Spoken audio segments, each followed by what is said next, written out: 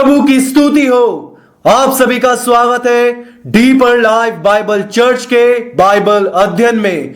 यीशु मसीह के नाम से मैं प्रार्थना करता हूं कि आज का बाइबल अध्ययन हमें प्रबल करे, हमारी प्रगति में, परमेश्वर के अनंत राज्य में।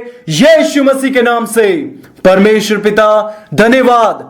आज के बाइबल अध्ययन के लिए हम मांगते हैं कि आपका आत्मा आपके वचन को हमारे मन में लागू करे और हमारी मदद करे यह जानने में कि कैसे हम उन बातों को कार्य में ला सकते हैं जो आप हमें सिखाना चाहते हैं। धन्यवाद प्रभु कि आपने हमारी प्रार्थना का जवाब दिया।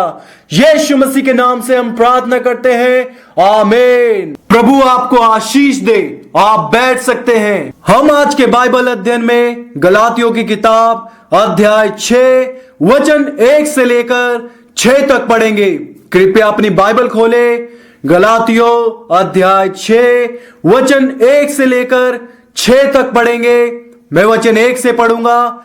हे भाइयों, यदि कोई मनुष्य किसी अपराध में पकड़ा भी जाए तो तुम जो आत्मिक हो, नया जन्म पाए हुए हो, उद्धार पाए हुए हो, पवित्र किए गए हो, पवित्र शास्त्र में परिपूर्ण हो, आत्मिक हो, नम्रता के साथ ऐसे को संभालो और अपनी भी चौकसी रखो कि तुम भी परीक्षा में ना पड़ो।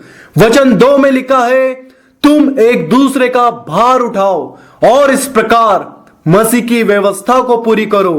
वचन 3 में लिखा है, क्योंकि यदि कोई कुछ ना होने पर भी अपने आप को कुछ समझता है तो अपने आप को धोखा देता है। वचन 4 देखे, पर हर एक अपने ही काम को जांच ले और तब दूसरों के विषय में नहीं परंतु अपने ही विषय में उसको घमंड करने का अवसर होगा। वचन 5 में लिखा है, क्योंकि हर एक व्यक्ति अपना ही बोझ उठाएगा। वचन 6 देखे, जो वचन की शिक्षा पाता है वह सब अच्छी वस्तुओं में सिखाने वाले को भागी करे। दूसरा कुरिन्थियों अध्याय 10 वचन 1 देखे। दूसरा कुरिन्थियों अध्याय 10 वचन 1 में लिखा है, मैं वही जो तुम्हारे सामने दीन हूं परंतु पीठ पीछे तुम्हारी ओर साहस करता हूं। तुमको मसीह की नम्रता और कोमलता के कारण समझता हूं। प्रभु यीशु मसीह हमें पवित्र शास्त्र देकर गए हैं और प्रभु यीशु मसीह ने कहा हम वचन को पढ़े और यह भी कहा है कि तू कैसे पढ़ता है। जब हम वचन को पढ़े तो उसे कार्य में लाए और उस पर चले, क्योंकि वचन में लिखा है, इसलिए जो कोई मेरी बात सुनकर उन्हें मानता है वह उस बुद्धिमान मनुष्य के समान ठहरेगा जिसने अपना घर चट्टान पर बनाया और मैं बरसा, बाढ़ें आई और आंधियां चली और उस घर से टकराई, फिर भी वह नहीं गिरा क्योंकि उसकी नींव चट्टान पर डाली गई थी, वचन का पालन करने की चट्टान पर, वचन को कार्य में लाने वाली चट्टान पर। दूसरी ओर वचन हमें बताता है, हर कोई बाइबल अध्ययन को सुनने आता है, बाइबल अध्ययन से प्रसन्न होता है, पर वचन में लिखा है, परंतु जो कोई मेरी ये बातें सुनता है और उन पर नहीं चलता, वह सुनता है पर उस पर चलता नहीं। वह बाइबल अध्ययन की बातों को लिखता भी है पर उस पर चलता नहीं। वचन में लिखा है, परंतु जो मेरी बातें सुनता है पर उस पर नहीं चलता, वह उस निर्बुद्धि मनुष्य के समान ठहरेगा जिसने अपना घर बालू पर बनाया। उसके पास नींव नहीं है और मैं बरसा और बाढ़ें आई और आंधियां चली और उस घर से टकराई और वह गिरकर सत्यानाश हो गया, क्योंकि उसके पास वचन को सुनने और उस पर चलने की नींव नहीं थी। मैं प्रार्थना करता हूं कि आप बुद्धिमान बनो जो वचन को सुनते और उस पर चलते हैं यीशु मसीह के नाम से। आज का विषय है मसीह की नम्र आत्मा द्वारा दूसरों का बोझ उठाना। यीशु मसीह नम्र और दीन है। हमारे अंदर मसीह का स्वभाव होना चाहिए, उसकी सोच होनी चाहिए, उसका मन होना चाहिए, उसकी जैसी जीवन शैली होनी चाहिए। यीशु मसीह कहते हैं, हे सब परिश्रम करने वालों और बोझ से दबे हुए लोगों, मेरे पास आओ, मैं तुम्हें विश्राम दूंगा। और वह कहते हैं, मेरा जुआ अपने ऊपर उठा लो और मुझसे सीखो, क्योंकि मैं नम्र और मन में दीन हूं, और तुम मन में विश्राम पाओगे। यह नम्रता मसीह में है, यह दीनता मसीह में है, यह स्वभाव मसीह में है, यह कोमलता मसीह के पास है। यह नम्रता और कोमलता उसने हमारे मन में बोई है, जिससे हम विनम्रता पूर्वक परमेश्वर के वचन का पालन करते हैं। और जब दूसरे अपने जीवन में गिरे, अपने जीवन में अपराध में पकड़े जाएं, अपने जीवन में वह लोग भटक जाए, तो हमें मसीह की कोमलता में, उसकी नम्रता में उन लोगों के जीवन को संभालना और ऊपर उठाना चाहिए। हमने आज के विषय को 3 भागों में बांटा है। भाग 1, मसीह की संगति और प्रेम के लिए धैर्य पूर्वक दूसरों को पुनः स्थापित करना। भाग 2, उद्देश्यपूर्ण ढंग से दूसरों की सहायता करना और मसीह की व्यवस्था को पूरा करना। भाग 3, सकारात्मक रूप से प्रतिबिंबित होना हमारी मसीह से शिक्षा पाने की पूर्णता को दर्शाता है। भाग 1 की ओर आते हैं, मसीह की संगति और प्रेम के लिए धैर्य पूर्वक दूसरों को पुनः स्थापित करना। गलातियों अध्याय 6 वचन 1 देखें। गलातियों अध्याय 6 वचन 1 में लिखा है, हे भाइयों, नया जन्म पाए हुए लोगों, उद्धार पाए हुए जन, परमेश्वर की संतानों, हे भाइयों, हे बहनों, जो परमेश्वर के राज्य में आते हैं, जो परमेश्वर के घराने के जन बन जाते हैं। यदि कोई मनुष्य किसी अपराध में पकड़ा जाए, तो तुम जो आत्मिक हो, नम्रता के साथ ऐसे को संभालो और अपनी भी चौकसी रखो कि तुम भी परीक्षा में ना पड़ो। हम इस भाग में 3 बातों को देखेंगे। पहली बात, मसीह की नम्रता में दोषपूर्ण भाइयों को पुनः स्थापित करना। कोई भाई या बहन दोषी है, उसकी सोच में, उसकी समझ में, हर उस बात में जो वह करता है या करती है। आप लोग उससे आगे बढ़ गए हैं और वह दोष में पड़ गया है। हम दूसरी बात को देखेंगे, बुराई की ओर फिरे व्यक्ति तक पहुंचना। अब यह सिर्फ इतना नहीं है कि वह इंसान अपनी सोच में दोषी है या स्वभाव में, समझ में, पर वह पाप में है, वापस अपने जीवन में जा चुका है। उसने मसीह से अपने आप को अलग कर दिया है, उसका उद्धार भी अब नहीं दिखता। आप ऐसे बुरे मनुष्य के पास मसीह के सुसमाचार के साथ जाए। तीसरी बात की ओर देखेंगे, झूठे भाइयों को फिर से जगाना। वह कहते हैं कि हां भाई, मुझे दिख रहा है कि क्या गलत है, पर वह अपने आप को धोखा देते हैं, क्योंकि उनका जीवन इसे नहीं दर्शाता। पर तुम उनके फलों से उन्हें पहचान लोगे। उनके पास फल नहीं होते, उनके पास अनुग्रह नहीं होता, उनके पास दृढ़ता नहीं होती, पर वह इसका दावा करते हैं कि हां, कि मैं उद्धार पाया व्यक्ति हूं, मैं पवित्र हूं, मैं पवित्र आत्मा से भरा हुआ हूं, मैं कलीसिया का सदस्य हूं। वह झूठ बोलता है। मसीह यीशु के सेवक होकर झूठे भाइयों को फिर से जगाना। हम पहली बात की ओर आते हैं, मसीह की नम्रता में दोषपूर्ण भाइयों को पुनः स्थापित करना। यही हमें गलातियों अध्याय 6 वचन 1 में बताया गया है। दूसरा तीमुथियुस अध्याय 2 वचन 24 देखे। दूसरा तीमुथियुस अध्याय 2 वचन 24 में लिखा है, प्रभु का सेवक झगड़ालू नहीं होना चाहिए, पर वह सबके साथ कोमल और शिक्षा में निपुण और सहनशील हो।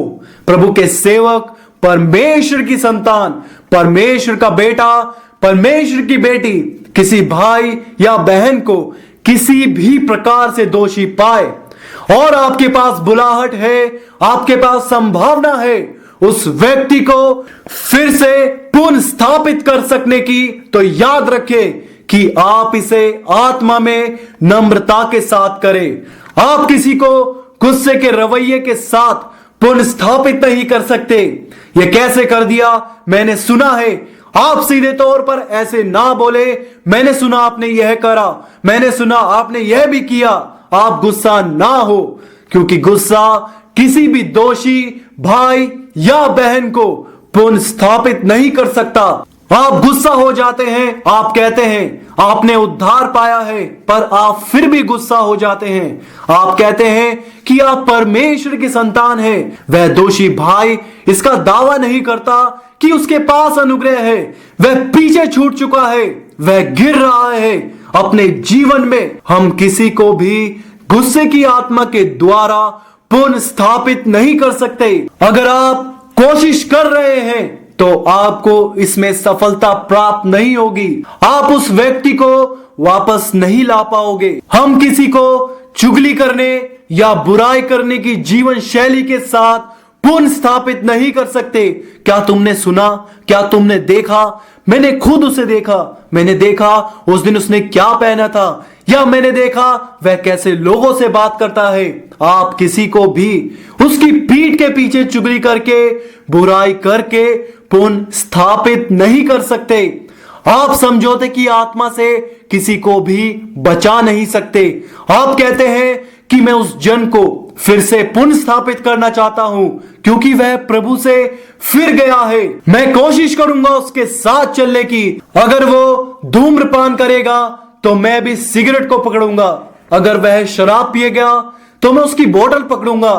वो जहां भी जाएगा मैं उसकी तरह ही व्यवहार करूंगा, बात करूंगा। नहीं, आप कभी भी उसे पुनः स्थापित नहीं कर पाओगे समझौते के रवैये के साथ, समझौते की जीवन शैली के साथ। अगर कोई कुएं में गिर जाए तो आपको बाहर खड़े रहना होगा। अगर आप चाहते हैं कि वह इंसान बचाया जाए, आप कुएं में कूद नहीं सकते। अगर ऐसा करोगे तो दोनों कुएं के अंदर पहुंच जाओगे और फिर आप उसकी मदद नहीं कर पाओगे। लिखा है, प्रभु के दास को झगड़ालू नहीं होना चाहिए, पर वह सबके साथ कोमल और शिक्षा में निपुण और सहनशील हो। वचन 25 में लिखा है, वह विरोधियों को नम्रता से समझाए। क्या जाने परमेश्वर उन्हें मन फिराव का मन दे कि वह भी सत्य को पहचाने।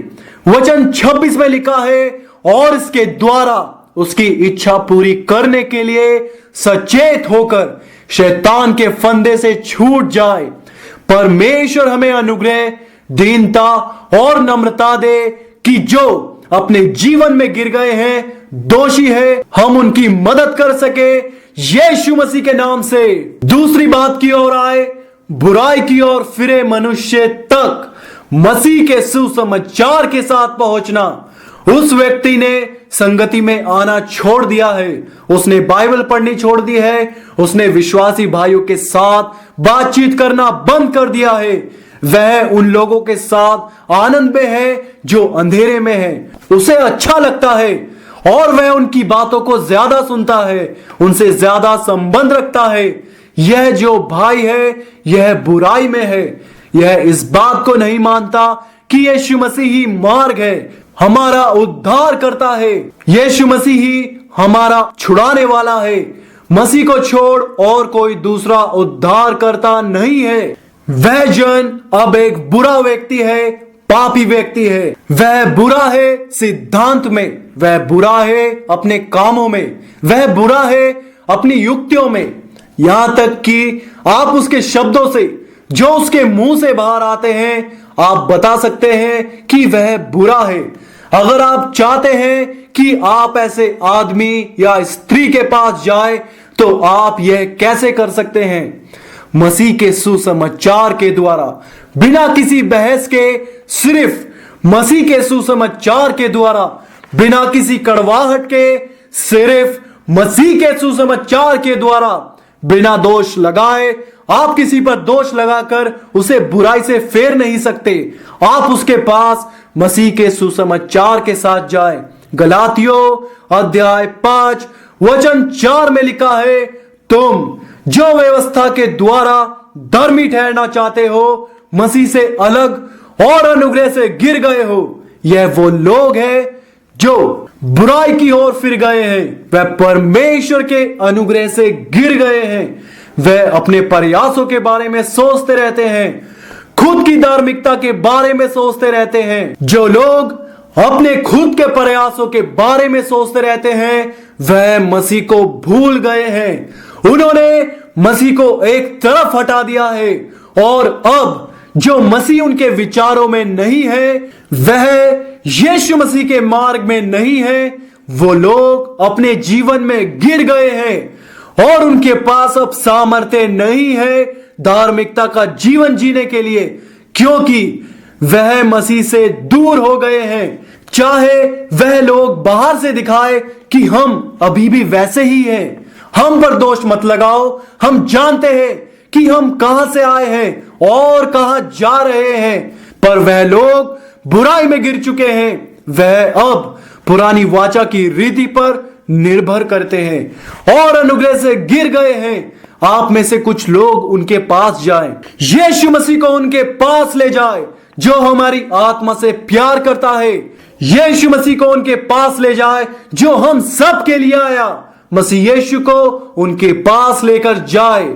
वही हमारा उद्धार करता है, हमें पुनः स्थापित करता है, वही हमें छुटकारा देने वाला है। मसीह को उनके पास लेकर जाए, ना कि गुस्से को, ना कड़वाहट को, ना दोष को। उन्हें यीशु मसीह के पास वापस ले आए। हम याकूब अध्याय 5 वचन 19 देखेंगे।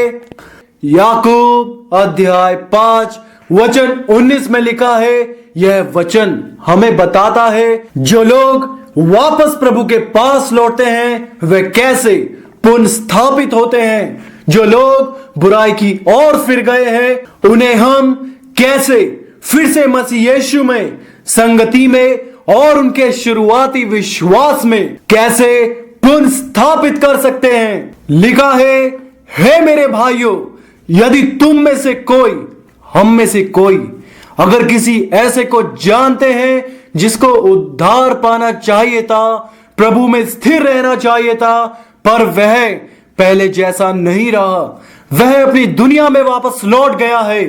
वचन में लिखा है, हे मेरे भाइयों, यदि तुम में से कोई सत्य के मार्ग से भटक जाए और कोई उसको फेर लाए, क्योंकि वह सत्य से दूर चला गया है। वचन कहता है, तुम सत्य को जानोगे और सत्य तुम्हें स्वतंत्र करेगा। यदि पुत्र तुम्हें स्वतंत्र करे तो तुम सचमुच स्वतंत्र हो जाओगे। वह हमारे उद्धारकर्ता के सत्य से भटक गया है। याकूब अध्याय 5 वचन 19 हमें बताता है, हे मेरे भाइयों, यदि तुम में से कोई सत्य के मार्ग से भटक जाए और कोई उसे फेर लाए। वचन 20 देखे तो वह यह जान ले कि जो कोई किसी भटके हुए पापी को फेर लाएगा। वचन 19 आप में से किसी की बात करता है, कोई भाई या बहन जो हम में से एक है, पर अब वह बुराई की ओर फिर गए हैं। आप उसकी भाषा से, जीवन शैली से, जिन बातों की तलाश में वह रहता है, उससे आप उसका पता लगा सकते हैं कि जो कोई उस भटके हुए पापी को फेर लाएगा वह एक प्राण को मृत्यु से बचाएगा। मैं इसे कैसे समझता हूं? अगर वह व्यक्ति प्रभु की ओर नहीं फिरता, अगर वह व्यक्ति पुनः स्थापित नहीं होता है, अगर वह परमेश्वर के राज्य से बाहर रहे, बुराई की ओर ही फिरा रहे, और अगर वह उस अवस्था में मर जाए तो अनंत मृत्यु को भोगेगा। पर जब आप उनके पास नम्रता से, कोमलता के साथ, दीनता के साथ उनके पास जाते हैं, प्रेम के साथ, एक वास्तविक करुणा के साथ और मसीह यीशु का प्रचार करते हैं, तो वचन में लिखा है वह एक प्राण को मृत्यु से बचाएगा और अनेक पापों पर पर्दा डालेगा। तीसरी बात की ओर आते हैं, मसीह यीशु के सेवक होकर झूठे भाइयों को फिर से जगाना। हम जो मसीह यीशु के सेवक हैं, हम सिर्फ प्रचार नहीं कर रहे, पर हमारे प्रचार में एक मकसद है। हम सिर्फ शिक्षा नहीं दे रहे, पर हमारी शिक्षा में एक मकसद है। हम सिर्फ आज्ञा नहीं दे रहे, पर उस आज्ञा देने के पीछे एक मकसद है। सभा के अंदर बहुत से लोग ऐसे होते हैं जो बुराई की ओर फिरे हुए होते हैं, गलत होते हैं, जो प्रभु से अलग होते हैं। प्रचारक का जो सत्य के वचन को प्रचार करने को आता है, उसका मकसद होता है कि वह उन लोगों को चेतावनी दे, उनके दोष को उनके सामने रखे, उन्हें समझाए, ताकि वह लोग अपनी झूठी पहचान से ऊपर उठ सके। और हम ऐसा परमेश्वर के सेवक होने के नाते से करते हैं। हे भाइयों, क्या आप जानते हैं कि झूठे भाई भी हैं? दूसरा कुरिन्थियों अध्याय 11 वचन 26 देखे। दूसरा कुरिन्थियों अध्याय 11 वचन 26 में लिखा है, मैं बार बार यात्राओं में, नदियों के जोखिम में, डाकुओं के जोखिम में, अपने जाति वालों के जोखिम में, यहूदियों से, अन्य जातियों के जोखिम में, नगरों के जोखिम में, जंगल के जोखिम में, समुद्र के जोखिम में, यहां देखे क्या लिखा है, झूठे भाइयों के बीच जोखिम में। पहले प्रेरित पौलुस ने डाकुओं के जोखिम के बारे में बोला, फिर यहूदियों का जोखिम, और फिर अब झूठे भाइयों के बीच जोखिम में। यह झूठे भाई कौन है? यह वो लोग हैं जो संसार की रीति पर व्यवहार करते हैं। वह लोग प्रचारकों के लिए नुकसानदेह हैं, डाकुओं की तरह, धार्मिक लोगों की तरह, जैसे यहूदी थे, अविश्वासी लोगों की तरह। उनके कार्य, उनकी योजनाएं, वह जो भी करते हैं, वो सब सुसमाचार के कार्य में बाधा का कारण बनती है। उन लोगों के कार्य जो कभी बचाए ही नहीं गए। प्रेरित पौलुस कहते हैं कि वह झूठे भाइयों के जोखिम में है। अब उन झूठे भाइयों को पुनः प्राप्त करने के लिए, उन झूठे भाइयों को जो पाप के जंगल में फंस गए हैं, उन्हें बाहर निकालने के लिए, उन्हें प्रभु के अद्भुत उद्धार के पास लाने के लिए, पुनः स्थापित करने के लिए हम क्या करें और कैसे करें? यही हमारी बुलाहट है परमेश्वर का सेवक होने की, मसीह का सेवक होने की। पहला थिस्सलुनीकियों अध्याय 5 वचन 14 देखे। पहला थिस्सलुनीकियों अध्याय 5 वचन 14 में लिखा है, हे भाइयों, हम तुम्हें समझाते हैं कि जो लोग ठीक चाल नहीं चलते, उनको समझाओ। जो लोग अधीनता में नहीं रहना चाहते, जो लोग बेकाबू है, नहीं चाहते कि कोई उन्हें ठीक करे, वह लोग कलीसिया में भी रहते हैं, पर ऐसा लगता नहीं कि वह कोई बात सुन रहे हैं, संदेश को सुन रहे हैं। उनके मन सही दिशा में अगुवाए नहीं होते, और ऐसा लगता नहीं कि वह लोग किसी बात को सुन रहे हैं, संदेश को सुन रहे हैं। उनके मन सही दिशा में अगुवाई नहीं होते, और उन लोगों के व्यक्तित्व और व्यवहार संसारिक लोगों के जैसे बने रहते हैं।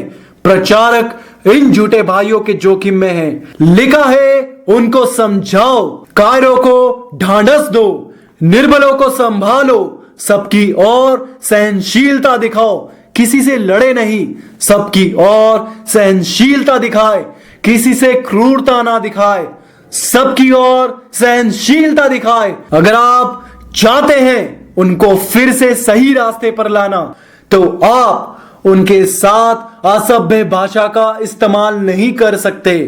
आप उसकी स्थिति को अनदेखा नहीं कर सकते। आप ऐसा नहीं बोल सकते कि मैंने सुना आप झूठे भाई हो, अब मैं तुम्हें समझाने आया हूं कि तुम नरक में चले जाओगे। आप उनसे लड़े नहीं, आप उन्हें बचाने की कोशिश कर रहे हैं, नाश होने से बचाने के लिए। आप उनसे परमेश्वर के वचन को बांटे प्यार के साथ। कुलुसियों अध्याय 1 वचन 28 देखे। लिखा है, जिसका प्रचार करके हम हर एक मनुष्य को चेतावनी देते हैं।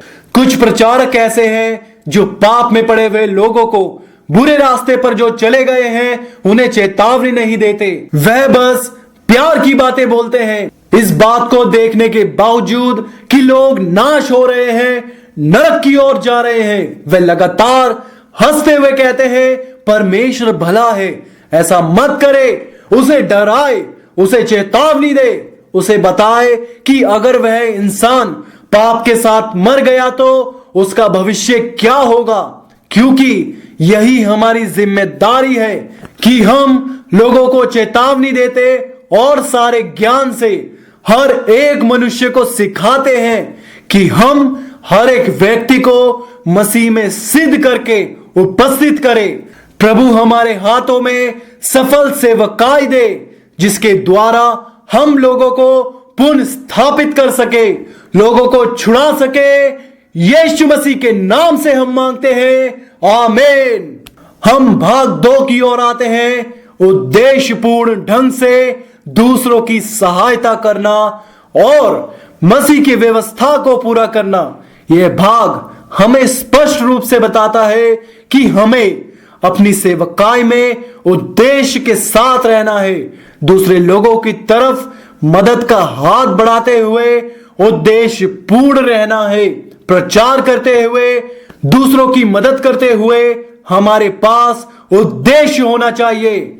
एक उद्देश्य होना जरूरी है। वास्तव में जब मैं पढ़ाता था तो प्राथमिक विद्यालय में पाठ के मुख्य भाग को लिखने से पहले उस पाठ के उद्देश्य को लिखवाता था, जो हम उस पाठ को पढ़ने के बाद पाएंगे। उस कक्षा में हम जो भी करते थे या कहते थे, तो उस उद्देश्य को दिमाग में रखकर करते और कहते थे। आप जब वचन को प्रचार करने वाले, उसे सिखाने वाले बनते हैं, तो आप बस धार्मिकता को पूरा करने के बारे में ना बोले। आपके पास एक उद्देश्य होना चाहिए। पहले आप संदेश को देखें, फिर लोगों को देखें, और आपको चाहिए कि आपके पास जो वचन है वो उस उद्देश्य को पूरा करे। यही वचन का उद्देश्य है। आपको इस बात को समझना होगा। एक पापी से बात करते समय, बुरी आदतों की और फिरे हुए मनुष्य से बात करते समय, एक विश्वासी से बात करते समय, धोखा खाए हुए व्यक्ति से बात करते समय आपके पास उद्देश्य होने चाहिए। यह उद्देश्य होना चाहिए कि जब मैं उस आदमी से बात करूं तो विनम्रता के साथ करूं, या किसी स्त्री से बात करूं तो शांति के साथ बात करूं, उस आदमी या स्त्री को प्रभु की ओर फेर ला सकूं, तो ही आपका उद्देश्य पूरा होगा। उद्देश्यपूर्ण ढंग से दूसरों की सहायता करना और मसीह की व्यवस्था को पूरा करना, मसीह के सिद्धांत को पूरा करना, मसीह की इच्छा को पूरा करना। गलातियों अध्याय 6 वचन 2 देखें। गलातियों अध्याय 6 वचन 2 में लिखा है, तुम एक दूसरे का भार उठाओ और इस प्रकार मसीह की व्यवस्था को पूरी करो। वचन 5 भी देखे, क्योंकि हर एक व्यक्ति अपना ही बोझ उठाएगा। आपने इन दोनों वचनों को देखा। कुछ लोग वचन 2 को ही पढ़ते हैं, तुम एक दूसरे का भार उठाओ, वह अन्य वचन को नहीं पढ़ते।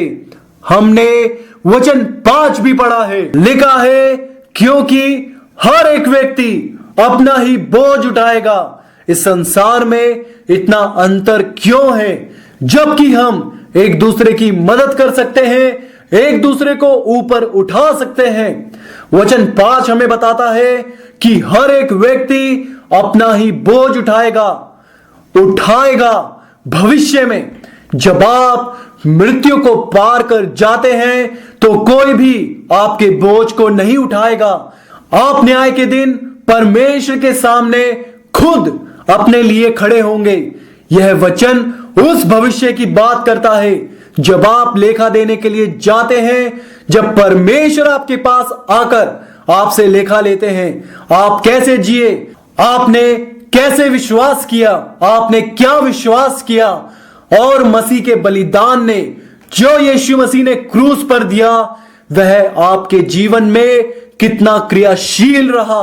उस वक्त ना माता पिता, ना भाई बहन, ना सेवक, ना पादरी, ना प्रचारक, कोई भी आपका बोझ नहीं उठाएगा। आप अपने लिए खुद खड़े होंगे। लिखा है क्योंकि हर एक व्यक्ति अपना ही बोझ उठाएगा। हम इस भाग में 3 बातों को देखेंगे। पहली बात, विनम्रता के साथ दूसरों का बोझ उठाना। दूसरी बात, पवित्रता में अपना व्यवहार बनाएं। तीसरा, स्वर्ग के लिए विश्वासियों का एकमात्र आधार। जब आप न्याय के दिन मसीह से मिलेंगे तो आप किसी और के आधार पर नहीं खड़े हो सकते। यह आपका आधार है। अगर आपकी रीढ़ की हड्डी टूटी हुई है तो आप अपने पिता से यह नहीं कह सकते कि पिताजी मैं स्थिर खड़ा हो सकता हूं अपनी रीढ़ की हड्डी के आधार पर। अगर आपकी रीढ़ की हड्डी मुड़ी हुई है और आप सीधे नहीं खड़े हो सकते तो आप किसी दूसरे व्यक्ति से उसकी रीढ़ की हड्डी उद्धार नहीं मांग सकते। न्याय के दिन में भी आप किसी और व्यक्ति के उद्धार के आधार पर खड़े नहीं हो सकते। किसी और व्यक्ति की पवित्रता पर, किसी और व्यक्ति के बलिदान पर, किसी और व्यक्ति के दृढ़ता के आधार पर अगर कोई न्याय के दिन खड़ा होगा तो सिर्फ उसके खुद के आधार पर। पहली बात की ओर आते हैं, विनम्रता के साथ दूसरों का बोझ उठाना। हम पहले भी इसे गलातियों अध्याय 6 वचन 2 में देख चुके हैं। एक बार फिर से खोले गलातियों अध्याय 6 वचन 2। लिखा है, तुम एक दूसरे का भार उठाओ, घमंड के साथ नहीं, अभिमान के साथ नहीं, यह सोचकर नहीं कि मैं कौन हूं, मैं कितना मजबूत हूं, संसारिक तुलना के साथ नहीं कि मैं मजबूत हूं और वह इंसान कमजोर है इसलिए मैं कर सकता हूं। तुम एक दूसरे का भार उठाओ और इस प्रकार मसीह की व्यवस्था को पूरी करो। वचन 3 में लिखा है, क्योंकि यदि कोई कुछ ना होने पर भी अपने आप को कुछ समझता है, बिना यीशु मसीह के आप कुछ नहीं कर सकते।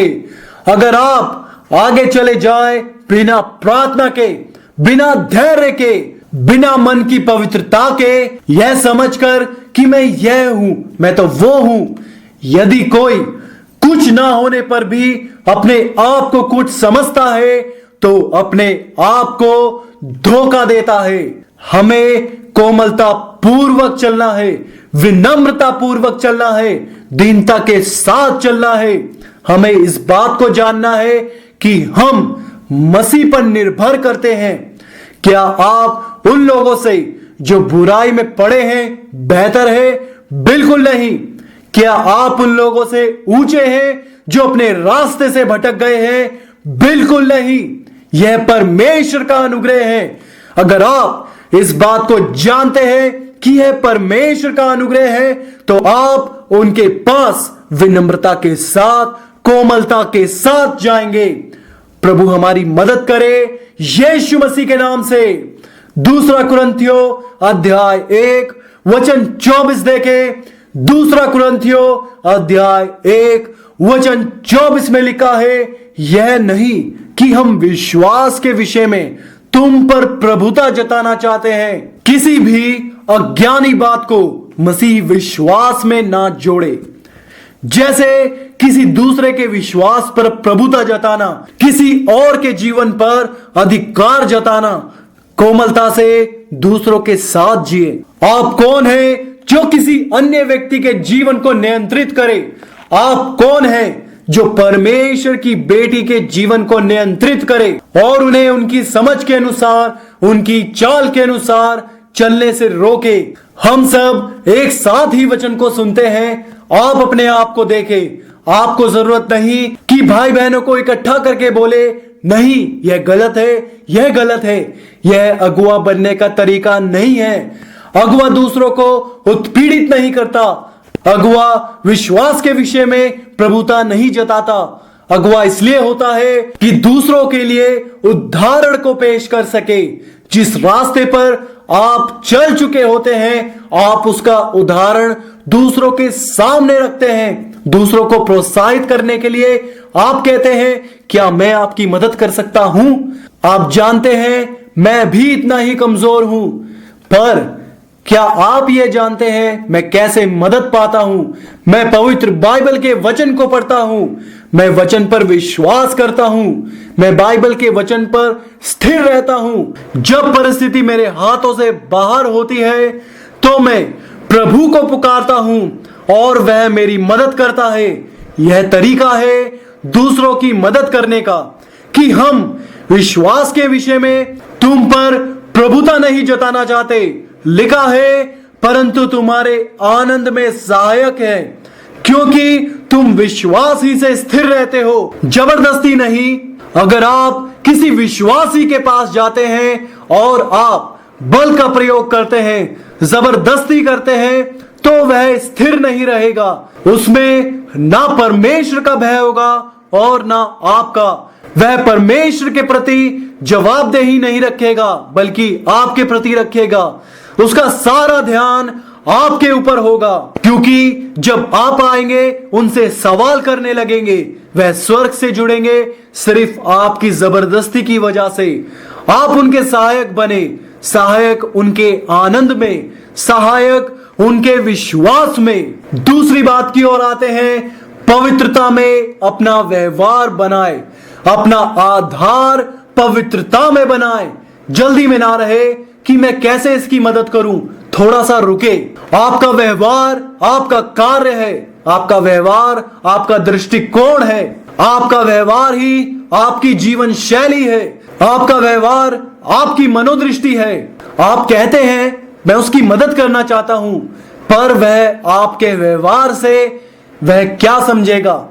जिस तरह से आप बोलते हैं, आपके ढंग से, आपके कार्य से, आपके व्यवहार से पवित्रता में अपना व्यवहार बनाएं। वह दूसरा इंसान कहेगा, अगर आप मेरी मदद करना चाहते हो, ईमानदार रहने के लिए, निडर होने के लिए, प्रभु में समर्पित होने के लिए, मेरे भाई आप मेरी मदद कैसे करोगे? जबरदस्ती? मुझे सिर्फ बल ही दिख रहा है, मुझे आपका उद्देश्य नहीं दिख पा रहा। जो आपका भला उद्देश्य है उसे मैं नहीं देख पा रहा। मैं सिर्फ यही देख पा रहा हूं कि आप चाहते हैं कि इस आदमी या इस औरत के लिए मैं झुकूं। मैं सिर्फ आपके बल के बारे में सोच पा रहा हूं। मैं उस भलाई के विषय में जो आप मेरे साथ दिखाना चाहते हैं और मुझे उसके विषय में बताना चाहते हैं, मैं नहीं सोच पा रहा। पर अगर आप एक मददगार के रूप में आते हैं तो सच में मैं देख पाऊंगा कि आप मेरी मदद करने के लिए आए हैं। मैं कोमलता को देख सकता हूं, आपकी दीनता को देख सकता हूं कि आप में कोई अभिमान नहीं है। अगर आप किसी के पास जाकर अभिमान से कहते हैं चलो खड़े हो जाओ, और वह जन घबराकर अपने पांव पर खड़ा हो जाए, यह सोचकर कि अगर मैं नहीं खड़ा हुआ तो पता नहीं यह मेरे साथ क्या करेंगे, यह मदद करने का तरीका नहीं है। ऐसे लोगों की मदद नहीं होती।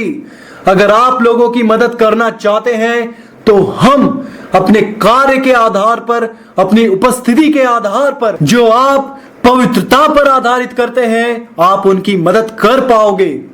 गलातियों अध्याय 6 वचन 3 देखें, क्योंकि यदि कोई कुछ ना होने पर भी अपने आप को कुछ समझता है तो अपने आप को धोखा देता है।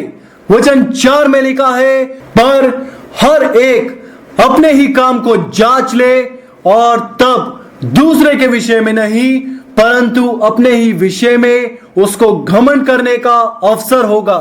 जब आप अपने रिश्ते को परमेश्वर के साथ केंद्रित करते हैं और स्वर्ग जानता है कि आप स्वर्ग से सही रीति से जुड़े हैं, और जब अपनी पहचान को, अपनी पवित्रता को आप नहीं भूलते, तो आप भलाई दिखा सकेंगे और आप भला करेंगे यीशु मसीह के नाम से। प्रेरितों के काम अध्याय 20 वचन 32 देखें। प्रेरितों के काम अध्याय 20 वचन 32 में लिखा है, प्रभु हमें इस वचन के द्वारा बता रहे हैं कि अगर हम दूसरों के लिए मदद करने जा रहे हैं, अगर हम किसी के लिए किसी भी तरह का लाभ का कारण बनने जा रहे हैं, तो हमें चाहिए कि हम पवित्रता का जीवन जिए, वो जीवन जिए जिस जीवन का आधार पवित्रता हो। वास्तव में यह पवित्रकरण कहलाता है मन का साफ होना, जिसका इरादा दूसरे इंसान के मन को खेदित करना ना हो। यह पवित्रता आपके जीवन की नींव होनी चाहिए। यह पवित्रता आपके जीवन का स्तंभ होना चाहिए, जो आपके जीवन के हर क्षेत्र में स्थिर रहे, आपके स्वभाव में स्थिर रहे। पवित्र जीवन, पवित्र मन, पवित्र स्वभाव, यह आधार ही दूसरे लोगों की मदद कर सकता है। प्रेरितों के काम अध्याय 20 वचन 32 देखे। प्रेरितों के काम अध्याय 20 वचन 32 में लिखा है, और मैं तुम्हें परमेश्वर को और उसके अनुग्रह के वचन को सौंप देता हूं। क्या आप बिना अनुग्रह पूर्ण हुए किसी की मदद कर सकते हैं? क्या आप बिना अनुग्रहकारी बने दूसरों की उन्नति कर सकते हैं? क्या आप लोगों को बिना अनुग्रह के, बिना अनुग्रहकारी बने उनको आगे बढ़ा सकते हैं? प्रेरित पौलुस ने यह आत्मा के द्वारा लिखा है, और अब मैं तुम्हें परमेश्वर को और उसके अनुग्रह के वचन को सौंप देता हूं, जो तुम्हारी उन्नति कर सकता है। दूसरों की उन्नति करने से पहले कृपया पहले अपनी उन्नति के बारे में सोचे। यह बहुत मुश्किल है। अगर आपने अपने जीवन की उन्नति पवित्रता की नींव पर, पवित्रता के आधार पर नहीं की है, तो आप कैसे किसी और व्यक्ति की उन्नति कर सकते हैं? उसी पवित्रता के आधार पर लिखा है, जो तुम्हारी उन्नति कर सकता है, सब पवित्र लोगों में साझी करके मिरास दे सकता है। यह पवित्रता को हमारे जीवन में बोता है, और किसी अन्य बात के आधार पर नहीं, पर परमेश्वर के अनुग्रह पर आप सतर्क रहते हैं। आप दूसरे व्यक्ति को भी बचाने की कोशिश करते हैं जो गलत रास्ते पर होता है, कि वह सही रास्ते पर जाए, परमेश्वर को ग्रहण योग्य जीवन जिए। मैं प्रार्थना करता हूं परमेश्वर हमें सावधान बनाए, यीशु मसीह के नाम से। इब्रानियों अध्याय 12 वचन 10 में लिखा है, वह तो अपनी ही समझ के अनुसार थोड़े दिनों के लिए ताड़ना करते थे। यह वचन हमारे माता पिता की बात कर रहा है, जो हमें ताड़ना देते हैं, अनुशासित करते हैं अपनी समझ के अनुसार। मुझे अभी भी याद है, जब मैं अपना अंक पत्र अपने पिताजी के पास ले जाया करता था, तो मेरे पिताजी अंग्रेजी, साहित्य, जीव विज्ञान, रसायन विज्ञान, भौतिक विज्ञान को देखते, और फिर उनके अंक को देख के कहते, इसमें सिर्फ 24 अंक क्यों हैं? इसमें सिर्फ 30 अंक क्यों हैं?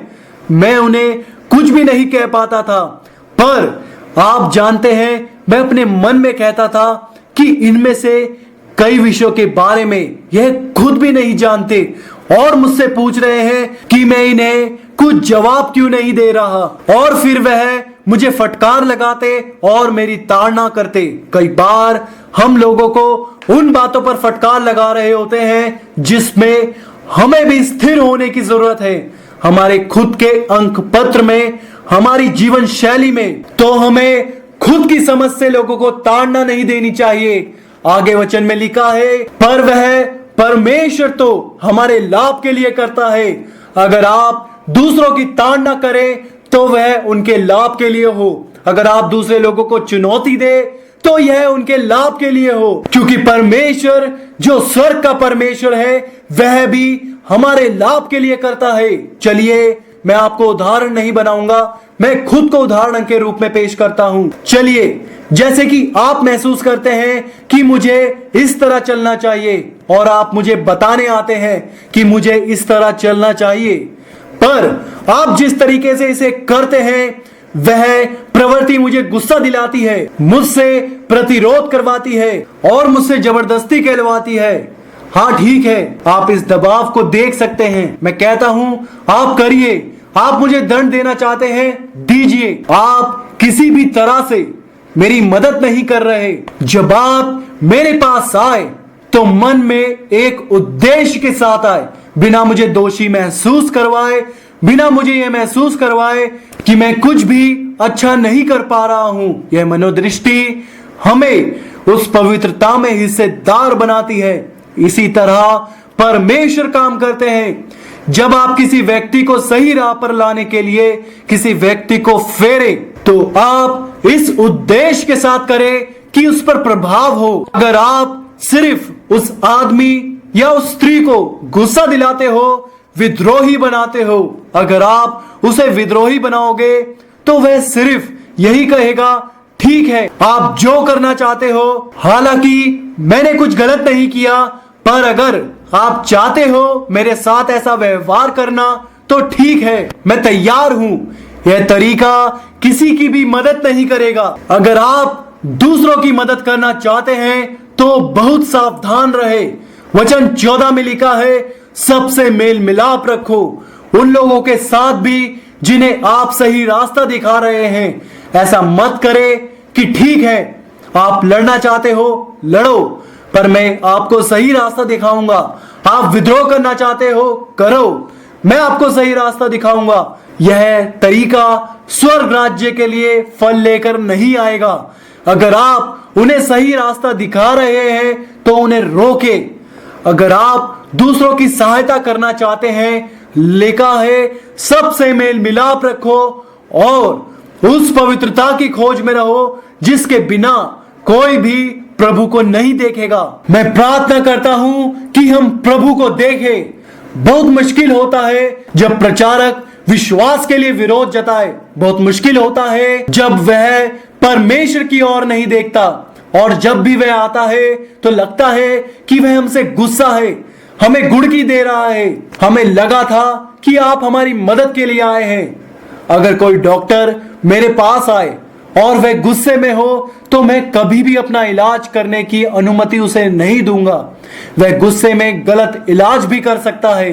अगर आप लोगों की मदद करना चाहते हैं, पुनः स्थापित करना चाहते हैं, छुटकारा दिलाने वाले बनना चाहते हैं, तो लिखा है सबसे मेल मिलाप रखो और उस पवित्रता के खोजी हो जिसके बिना कोई प्रभु को कदापि ना देखेगा। तीसरी बात की ओर आए, स्वर्ग के लिए विश्वासियों का एकमात्र आधार। गलातियों अध्याय 6 वचन 5 देखे। गलातियों अध्याय 6 वचन 5 में लिखा है, क्योंकि हर एक व्यक्ति अपना ही बोझ उठाएगा।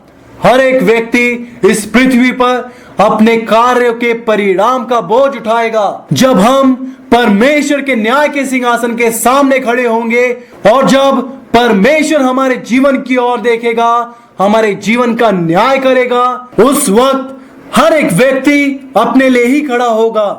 दो व्यक्ति एक साथ वहां नहीं खड़े होंगे। प्रभु कहेंगे रुको, एक एक करके आओ। आप उस मापने के स्थान पर खड़े होंगे। अगर वहां एक भी बात पाएगी तो प्रायश्चित करने के लिए बहुत देरी हो जाएगी। पर अगर आप आज यही प्रायश्चित कर ले, न्याय का दिन आने से पहले, यह जानते हुए कि हर एक व्यक्ति अपना ही बोझ उठाएगा, तो यह बहुत खूबसूरत बात होगी। रोमियो अध्याय 14 वचन 12 में लिखा है, इसलिए हम में से हर एक प्रेरित, भविष्य वक्ता, प्रचारक, पादरी, सिखाने वाले, शासक, सदस्य, लिखा है इसलिए हम में से हर एक परमेश्वर को अपना अपना लेखा देगा। मैं प्रार्थना करता हूं कि जब वह दिन आए और स्वर्ग के परमेश्वर के सामने आप खड़े हो और परमेश्वर को आप अपना लेखा दे, तो परमेश्वर कहे, विश्वास योग्य सेवक, बहुत अच्छे विश्वास योग्य बेटे, विश्वास योग्य बेटी, प्रभु के आनंद में प्रवेश करो सर्वदा के लिए यीशु मसीह के नाम से। भाग 3 की ओर आते हैं। सकारात्मक रूप से प्रतिबिंबित होना हमारी मसीह से शिक्षा पाने की पूर्णता को दर्शाता है। हमने इस मसीह यात्रा के दौरान बहुत कुछ सीखा है। हमने उससे सीखा वह हमारा उद्धार करता है। हमने उससे सीखा जो हमारा पवित्र करने वाला है। हमने उससे सीखा जो हमारी सामर्थ्य और शक्ति है हमारे जीवन की। हमने उससे सीखा जो हमारी आत्मा का चरवाहा है और बिशप है।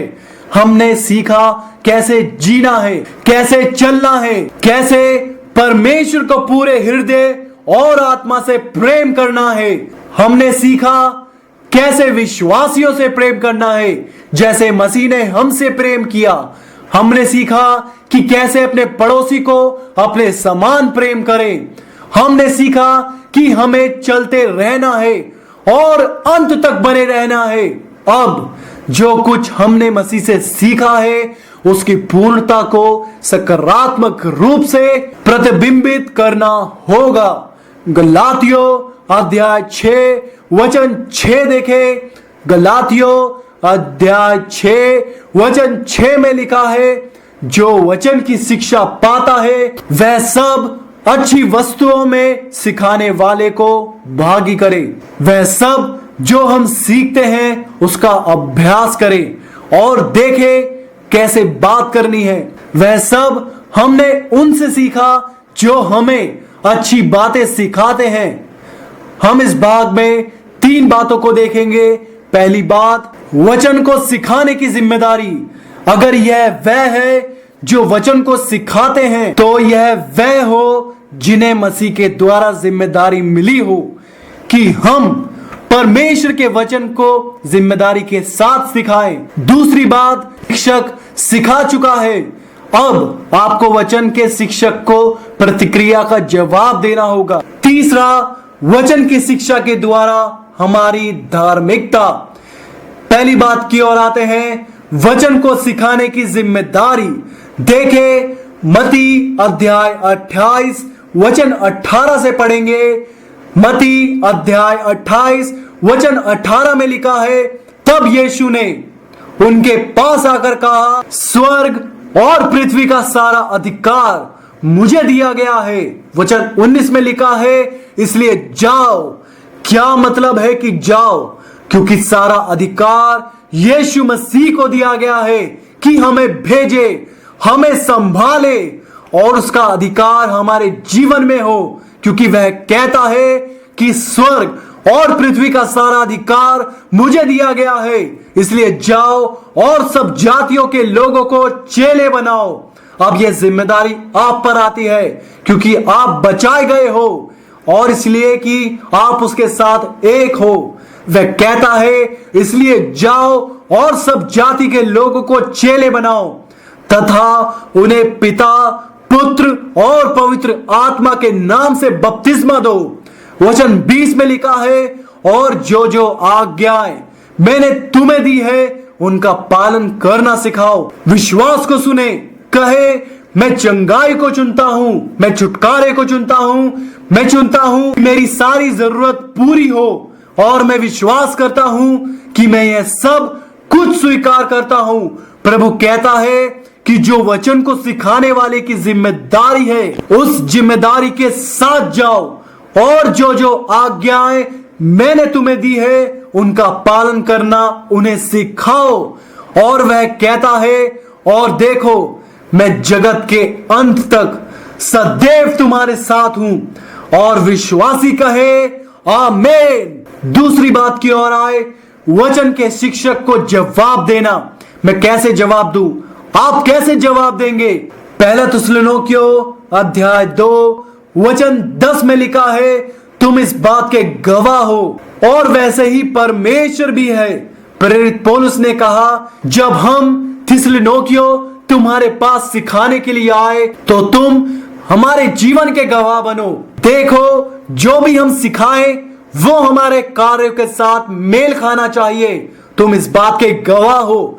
तुम बस यह ना कहना कि वह एक प्रचारक है, हम उसके जीवन में झांक नहीं सकते। तुम गवाह बनो। अगर वह हमें प्रेम करना सिखाते हैं पर खुद घृणा करते हैं, तुम गवाह बनो। अगर वह सिखाते हैं कि पुरुष और स्त्री, पति और पत्नी एक दूसरे से प्रेम से रहे, तो तुम गवाह बनो।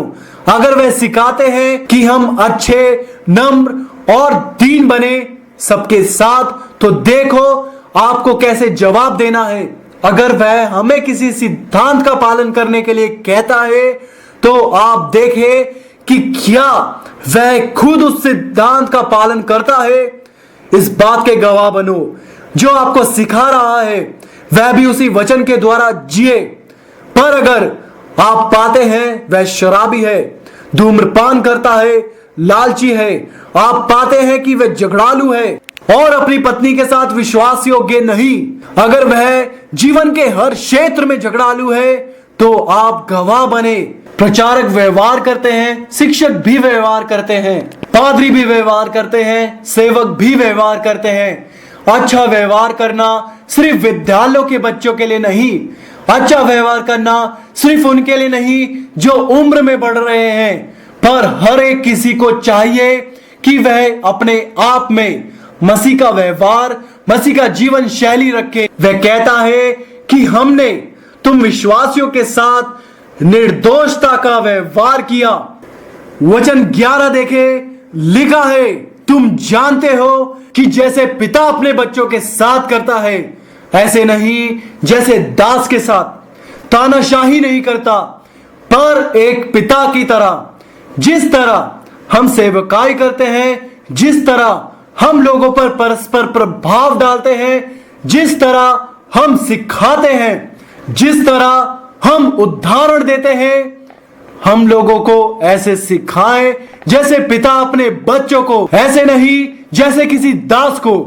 डराने के लिए नहीं, तानाशाही करने के लिए नहीं, हमें लोगों को डराना नहीं चाहिए। अगर आप अगुए हैं, सिर्फ प्रचारक, पादरी या वचन के सेवक के अगुए नहीं, अगुए एक अलग अनुभाग के, और आप सफलता प्राप्त करना चाहते हैं, तो आप तानाशाही करने लगते हैं, डराते हैं, फिर लोग आपसे डरने लगते हैं।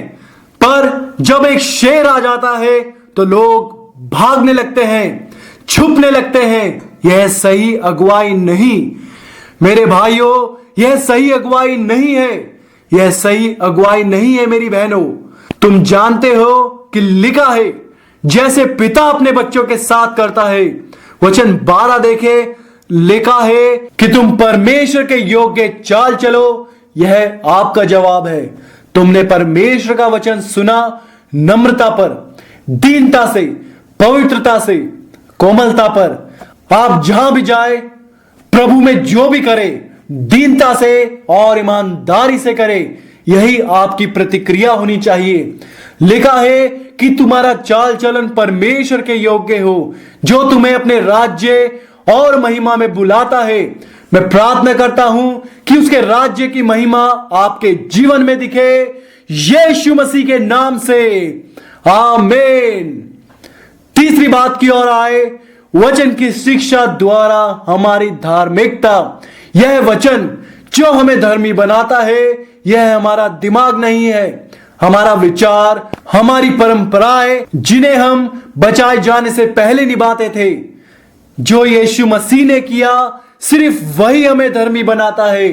जो यीशु मसीह ने पूरा किया, और वह जब सेतमेत वैसे ही हमारे मन में आता है, और प्रभु के सामने हम उसके साथ जाते हैं और कहते हैं, प्रभु मेरी मदद करे, मेरी मदद करे व्यवहार करने में, कि मैं अनुग्रह से कार्य करूं, अनुग्रह से, अनुग्रह को ना छोड़े, अनुग्रह से मैं उस सभी बातों से बाहर आ जाऊं जो आप खत्म कर चुके हैं। प्रभु आपकी मदद करे। इफिसियों अध्याय 5 वचन 26 देखे कि उसको वचन के द्वारा जल के स्नान से शुद्ध करके पवित्र बनाए। वचन हमारे जीवन को शुद्ध करने वाले प्रतिनिधि की तरह कार्य करता है। और लिखा है पवित्र बनाए, और जो वह हमारे जीवन के उद्देश्य के लिए रखता है, अंतिम परिणाम चाहता है आपके और मेरे जीवन के लिए, वह यह है। वचन 27 में लिखा है, और उसे एक तेजस्वी कलीसिया बनाकर अपने पास खड़ी करे। प्रभु हमारी कलीसिया को एक तेजस्वी कलीसिया बनाए। तेजस्वी कलीसिया क्या होती है? जिस कलीसिया में पीठ पीछे बुराई ना होती हो, आलोचना ना हो, बुरा व्यवहार ना हो, संसारिक ना हो, बिना उन बातों के जो लोगों के अंदर शैतान से आती है, उस बात को खत्म कर दे। किसी भी सदस्य के द्वारा जो कलीसिया में आती है, हमारी कलीसिया तेजस्वी कलीसिया बने। लिखा है जिसमें ना कलंक, ना झुर्री, ना कोई और ऐसी वस्तु, वर्ण पवित्र और निर्दोष हो। मैं और आप पवित्र हैं, आप और मैं निर्दोष हैं। तो हमें चाहिए कि हम में से हर कोई हमारे गुप्त जीवन में भी पवित्रता के आधार पर जिए, मसीह की योग्यता के साथ जिए, कुछ भी छुपा ना हो। हम साफ जीवन जिए कि अगर मसीह आज आ जाए, बिल्कुल अगले ही मिनट में आ जाए, तो वह हमें वही काम करते हुए पाए जो हम कर रहे थे। यह एक तेजस्वी कलीसिया है। प्रभु आपके जीवन में ऐसा ही करे। आप कहां पर है? मैंने कहा आप कहां हैं? प्रभु आपके जीवन में कार्य करे यीशु मसीह के नाम से। मैंने कहा क्या वह कर सकता है? मैंने कहा क्या वह कर सकता है? हां, वह करेगा। खड़े हो जाएं और प्रभु से प्रार्थना के द्वारा बात करें। कहे प्रभु हमने आपका वचन सुना और हम वचन के द्वारा सही प्रतिक्रिया को पाए। प्रभु पवित्र करे। प्रभु वह सब हमारे जीवन में करे जो वह करने के योग्य है। आपको तेजस्वी कलीसिया का एक कलंक रहित हिस्सा बनाए।